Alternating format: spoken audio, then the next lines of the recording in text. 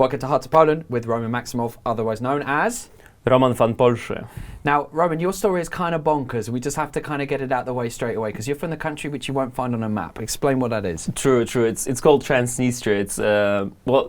It goes back to the story when it was USSR and USSR collapsed, and then Moldova were kind of like created or found their independence, and Transnistria was like part of Moldova but on another side of the river, which is population of 500,000 people, and then they were mostly Russian speaking, so they didn't speak Moldovan or Romanian. Romanian and Moldovan is the same thing. It's just like the accent changes. But in Transnistria, people more culturally were more close to Russia, and linguistically, or like the language was more Russian. Linguistically, I suppose. Yeah. I guess I don't know. I'm just creating I'm words guessing sometimes as well, but it's my language, so I do know. I'm just not telling you now. Exactly. Yeah. So Transnistria, and I was born in Tiraspol, which is capital of so-called Transnistria. I'm telling so-called because it's not it's not recognized by any other country. It's like even Russia doesn't recognize it. There's a cool factor in being from a country that doesn't exist. It is cool, but I didn't know about it until I started working with tourists in Tiraspol. You were learning English and things like that. How old are you now? 28. 28. You seem older than your years, and Polish people have fallen in love with you a little bit, but we'll get to that in a second. For sure, so you were working as like a tour guide, people coming over. What's it famous for, other than the fact it doesn't exist? Well, that's the most like what is famous. So how crazy do you have to be to go there then? I've met a lot of crazy people who like traveled all around the world and they're just seeking for some crazy random places. Yeah. And still, it's interesting because it's really close to Europe. It is Europe geographically, right, but maybe not culturally.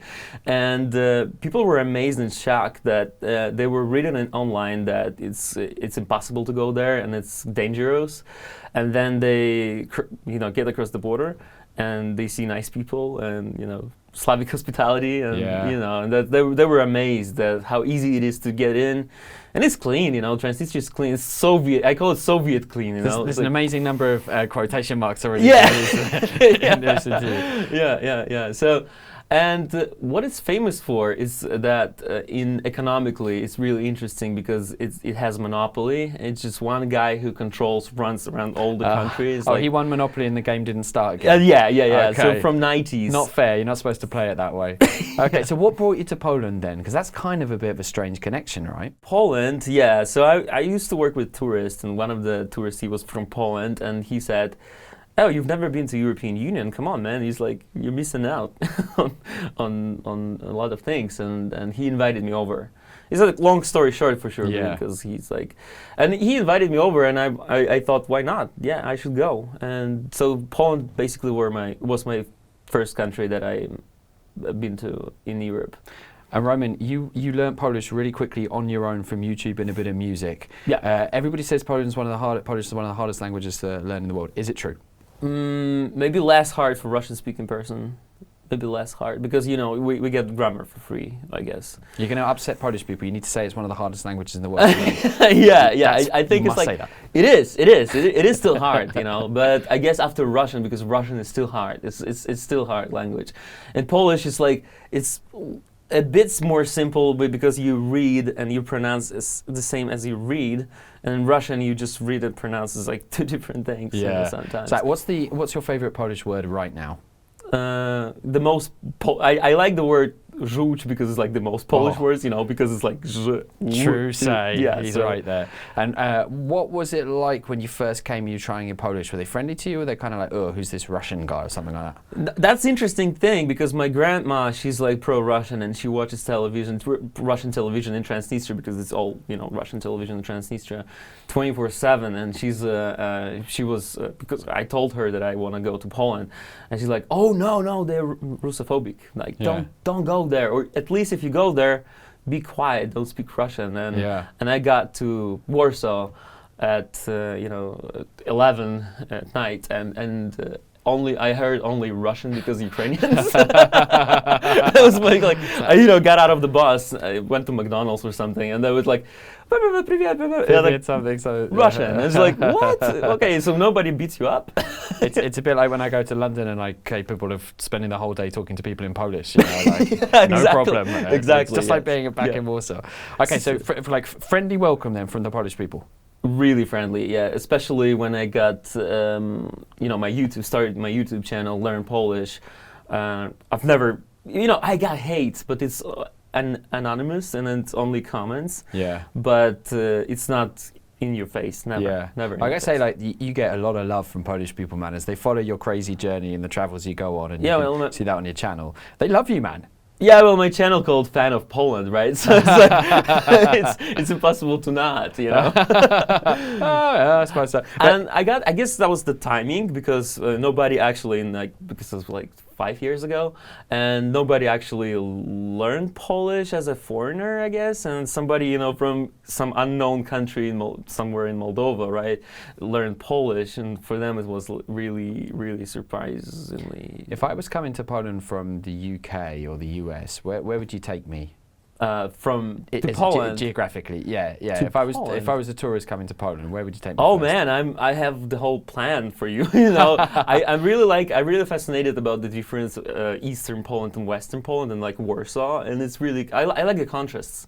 I usually, when I was a tour guide in Transnistria, I usually show them the city, and then basically like 10 minutes on a bus, and you see the village, which is like 50 years ago, Yeah. It's just like 50 years difference, you see on the, you be like in a restaurant, some 5-star, good restaurant, European looking, and then you see cows and chicken and like babushkas, So the grandmas. The grandmas, the milk, bad looking houses, really like old. Kind of like some Slavic cliches. Okay, so where would the journey start then if you were taking me to Poland? To Poland, I guess from Eastern. I would like to Western.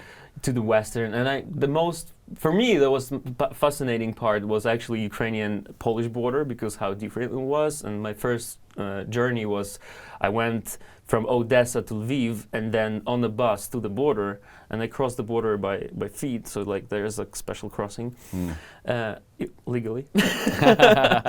So, and I was shocked how different it is, the roads, the people, even in the shops, because like you go in the shop and like you went on the shop. I went on the shop to the shop, and I was like, "Dzień dobry," really, really loud, not like in Ukraine or in Moldova. It's similar culture, You just go in the shop and like, want something? But here it's like, "Dzień dobry, do widzenia." For me, it was shocking for sure. At the start, Hang on, you're describing Polish people as friendly. That's a controversial opinion, dude. I know. But they still Slavic, but they're more open, because I compare them with Eastern Slavic people. Wow. So okay, I was expecting some fresh perspective. I'm surprised. I get surprised. So what do you not like about Poland? There must be something that gets you annoyed. Oh, that's interesting. Some of the Polish people, they just talk a lot, and I'm saying about the monologue, I noticed this. Maybe it's just because of my targeting, maybe because people get to know me on the streets, and they want to be, for them, me is just somebody who they know because they watch from YouTube. Yeah. And when they meet me, they don't ask me questions like, "Man, actually, our country is like blah blah blah blah blah blah." It's like never stops this conversation, And sometimes like, well, I'm the weather is good today, but they don't care. They're just like, "But the politics, and no, but you will see." That's kind of an annoying part. But the rest, I really like it. So this place is home now? Yeah, for sure. 100%. Yeah, especially Warsaw. Yeah, and Polish citizenship coming? Oh no. You know what? Romanian. Oh really? Yes, yeah, because I have possibilities because I was born in Moldova, and my grandma, she was from Romania, and it's like, yeah. So visa-wise, can you talk about that? Yeah, working visa, which is I don't like, because you have to prolong it, like a lot of paperwork. So I applied on the Romanian passport, but you have to wait for 2 years. And okay, Romans, fans, Polish. What about favorite Polish food? Favorite Polish food. I like żurek, and żurek is something that doesn't exist in Eastern Europe. So I mean Eastern, Slavic Europe. So good. Don't you think żurek should have its own international show around the world? Yeah, just like trying żurek. Yeah. Come and try the żurek. Yeah, and rate it out of 10. That would be really interesting to see how foreigners react. You cannot drink that or eat that soup. Eat or drink. But I found out that people either hate or love żurek. It's like nothing in the middle usually, because a friend of mine tried żurek and is like, oh, it's too sour. And really? Yeah. I don't know. Some people, have a different reaction. Dude, okay. If you were locked in a prison cell for crimes against YouTube content creation, let's say, which I can imagine. Which is possible, yeah. I can actually imagine that future happening. In a few years, yeah. And you had to be in the cell with one Polish person living or not living, so dead. Who would that Polish person be? And you're going to spend a long time in there, because the penalty for bad content creation, as you know, is like a 10, 15-year kind of sentence. So how long would you, who would you pick? Oh, I think I would pick. What was this guy he's cooking and he's from Krakow. Jesus Christ, Michel Morin. No, he's Polish though. He has his show and he cooks everywhere. What Makłowicz? Robert Makłowicz? Yes, yeah, I think it's it. Yeah, because it would be good. That's a kind of left field choice, man. No, it's gonna be good because I'm in the prison, right? And somebody have to cook for me, I would get like a lot of good food and good stories because I like his charisma. He's charismatic, he's a nice and guy. He's like, I would, listen to some stories and, have a good food. Is it most people say something like John Paul II or Lech Wałęsa? Ah, okay. No. But that's actually genius, man. For sure, because you're thinking a couple of steps ahead, not just the conversation. Not Wałęsa. I I hate when Polish people just start, on the loop talking about politics on the parties at 3:00 in the morning. You're just like. It's on the loop usually. It's hate talk, like, oh, I hate that one. I hate that one. I have left. I have right. It's like but everybody hates each other. You're coming from the country which doesn't exist, which is stuck somewhere between Russia and Europe and all the rest of it. And it's annoying you that Polish people talk about politics. But we don't talk about politics in our country. Yeah, that's interesting. It's like we talk about, girls' parties, some basic stuff, Now, cars. You got into trouble with the police talking about that very subject? In Transnistria? Yeah, in Transnistria. Well, we can talk about that one. In Transnistria, because the reason I'm here, I had a really good job in Transnistria because, you just walk with tourists and get cash, right? It's like a really good job, right? But that was the story that we organized a party outside of my city in Tiraspol. So it's like forest, abandoned factory party, rave. And that was police who came in and like 40 people. OMON is like special forces. They were rough, right? Scary, man. Really scary, yeah. So they hold us until 7:00 in the morning. And then they wrote like some paper that we just, because of COVID, we couldn't, organize the party. But they were looking for drugs, which is we didn't have any drugs because Transnistria, we knew it. We knew that something like this gonna happen or might happen. Yeah. So the next day I'm just like, oh, please give me a visa. I want to leave. I don't want to leave. The next day. Well, no, the process, the visa process took me a month. Yeah. But the next day I started the process because it's like I felt like, what's going on? It's like, why young people cannot organize the parties and stuff like that? And then in TV, in Transnistrian TV, they show that European Union founded the party like this, which is not true, because they want to demoralize our youth. Absolutely, look at you, demoralized as you are. Christ. So you're kind of like a refugee, although you're not officially refugee. Yeah. I thought about this, like just to leave as a refugee, but it's all right. It's better to have papers like working visa and stuff. So talking about refugees for a second, we're now in just at the start of June, right? And Poland's just taken in several million Ukrainian refugees, and the world was supremely amazed. I remember American people saying, "Oh, I didn't realize the country they were this nice." Was it a surprise to you that Poland took in so many Ukrainian refugees so quickly in such large numbers? It was kind of a surprise for me how Polish people organizingly helped, like the organization, because I went to help as well as as a translator in the Warsaw West Station. I just wanted to see how it's organized, and it's really interesting how Polish people were just like, we're gonna do it, that was kind of a surprise.